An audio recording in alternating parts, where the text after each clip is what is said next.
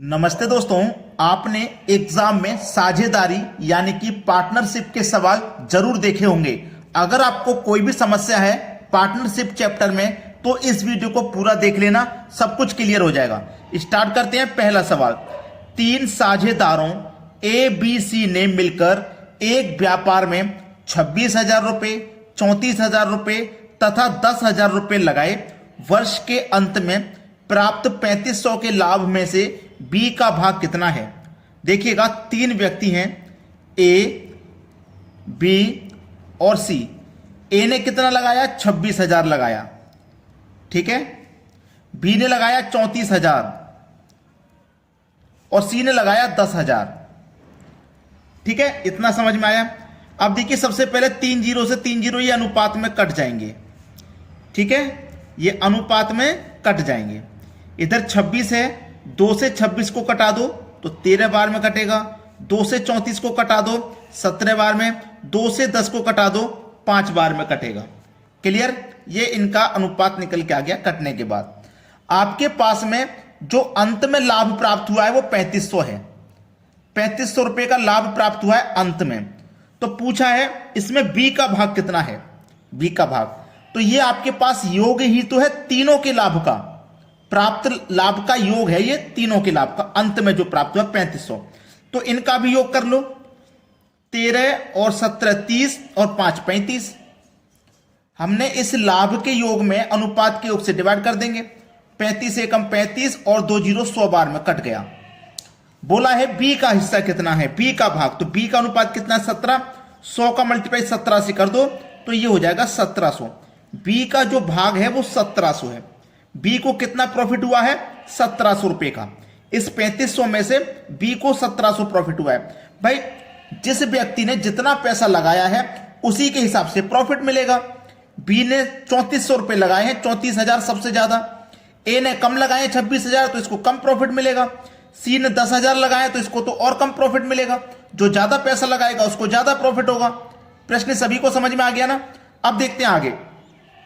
अगला सवाल है, विकास तथा नितेश एक व्यापार में साझेदार बने।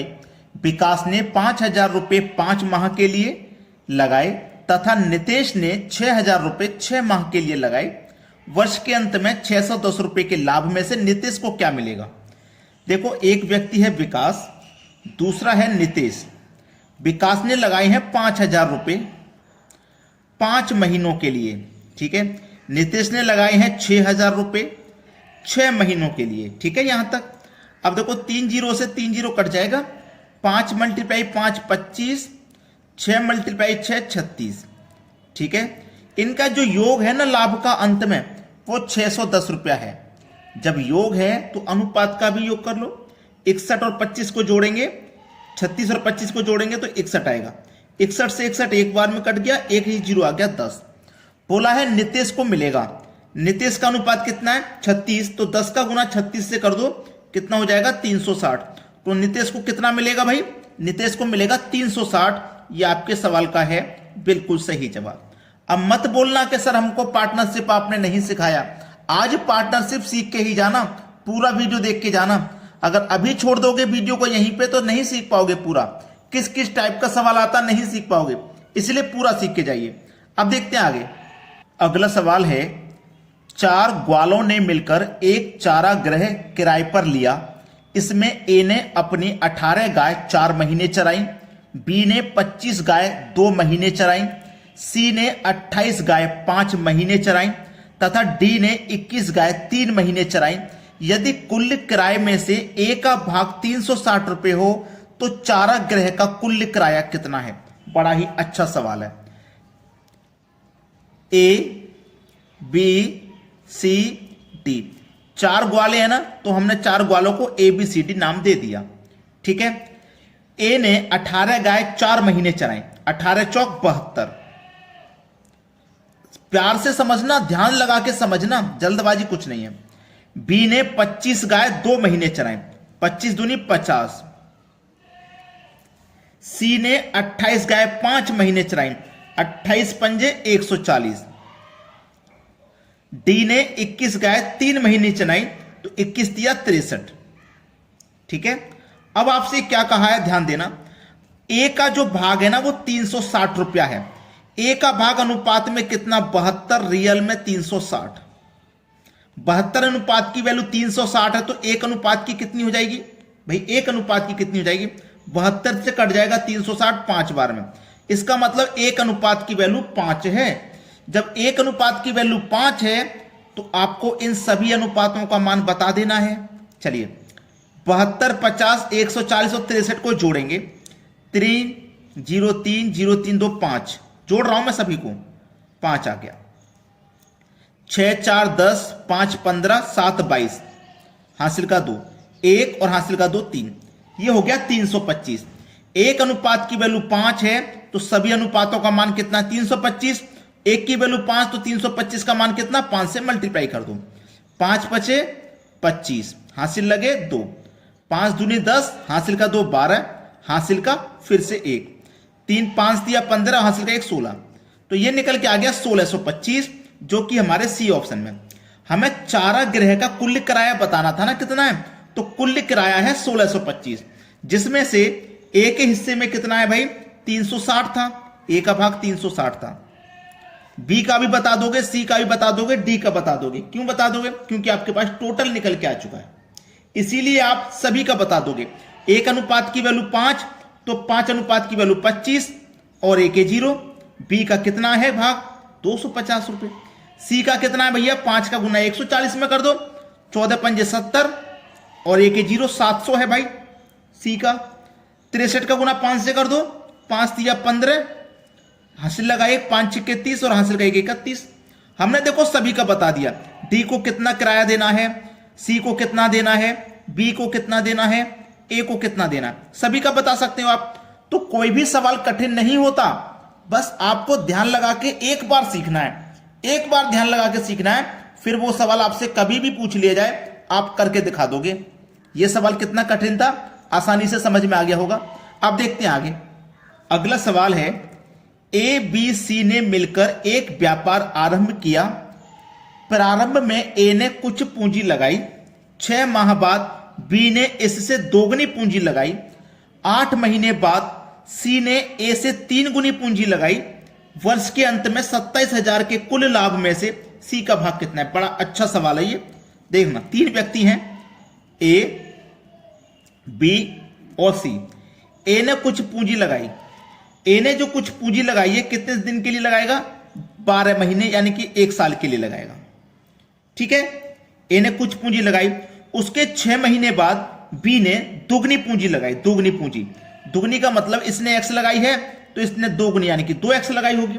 तो इसने 6 महीने बाद लगाई है ना, तो 1 साल में से 6 महीने कम कर दो, 6 महीने बाद लगाई है तो 6 महीने के लिए लगाई है।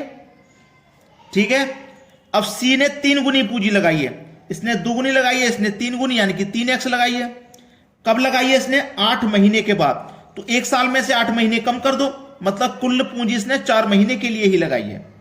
इतना समझ में आ गया ना, यहां तक किसी को कोई समस्या नहीं।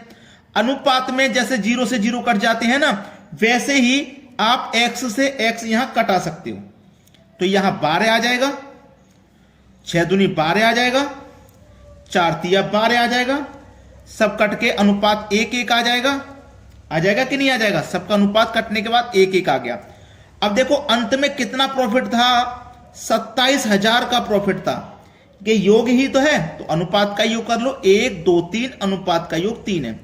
3 निम 27, 9 बार में कट गया, 1 2 3 0 लगा दो। सी का भाग कितना है, 9 का गुना सी के अनुपात से कर दो, सी का अनुपात 1 ही तो है, तो सी का भाग हो जाएगा 9,000। बी का भी उतना ही हो जाएगा और ए का भी उतना ही हो जाएगा, क्योंकि सभी का अनुपात 1 है। प्रत्येक व्यक्ति के हिस्से में 9,000 आए, 9 3 27, तीनों का योग 27। बी हमारे सवाल का बिल्कुल सही जवाब है। अब देखते हैं आगे। अगला प्रश्न है, सुशील, नागेंद्र, सतीश साझेदारी में एक व्यापार आरंभ करते हैं। उनके द्वारा निवेश की गई धनराशि का अनुपात 6 9 10 है। ठीक है, उनके द्वारा प्राप्त लाभों का अनुपात इतना है, उनके निवेश के समय का अनुपात क्या होगा। बड़ा अच्छा सवाल, बड़ा ही अच्छा। देखो प्रश्न है, सुशील 3 व्यक्ति हैं, सुशील, नागेंद्र और सतीश। 3 व्यक्ति हैं, इनका अनुपात है धनराशि का 6, 9, 10, यानी कि धनराशि मतलब रुपए का अनुपात है ना, 6, 9, 10 है रुपए का अनुपात। ठीक है, इनके लाभ का अनुपात, लाभ यानी कि प्रॉफिट का अनुपात है 2, 3, 5, यही तो है प्रॉफिट का अनुपात। क्लियर। अब आपसे पूछा है इनके समय का अनुपात बता दीजिए। समय का अनुपात, समय का अनुपात बताना है तो आपको ना बड़ा ही ध्यान से इसको बस पलट देना है। जैसे नीचे 2 है ना, 2 लिखिए, ऊपर वाली संख्या को इसके बटे में लिख दो। ठीक है, 3 लिखिए, ऊपर वाली संख्या को इसके बटे में लिख दो। 5 लिखिए, ऊपर वाली संख्या को इसके बटे में लिख दो। 2 एकम 2, 2 तिया 6, 3 एकम 3, 3 तिया 9, 5 एकम 5, 5 दूनी 10, 1/2 हो गया ये। तो ये कितना हो गया 1/3, ये 1/3 और ये 1/2। तो याद रखना कभी भी अनुपात बटे की फॉर्म में इस तरीके से नहीं होता, इसको सही फॉर्म में लाना पड़ेगा।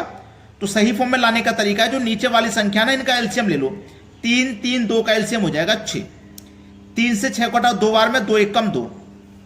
3 से 2 बार में घटेगा 2 एकम 2। 2 से 3 बार में घटेगा 6, तो 3 एकम 3। तो 2:3 हो जाएगा सही जवाब। 2, 2, 3 जो कि हमारे सी ऑप्शन में दिया गया है। ये सवाल का बिल्कुल सही जवाब है। अभी आप सभी को ना वीडियो लाइक करना है। वीडियो पूरा देख लिया, समझ में भी आ गया, तो हमारी मेहनत के लिए सिर्फ एक लाइक कर दीजिए और उन बच्चों तक वीडियो को जरूर शेयर कर देना जो घर पे रह के एग्जाम की तैयारी करते हैं, कोचिंग सेंटर तक नहीं जा पाते। उनके लिए वीडियो जरूर शेयर कर देना। ठीक है दोस्तों, धन्यवाद।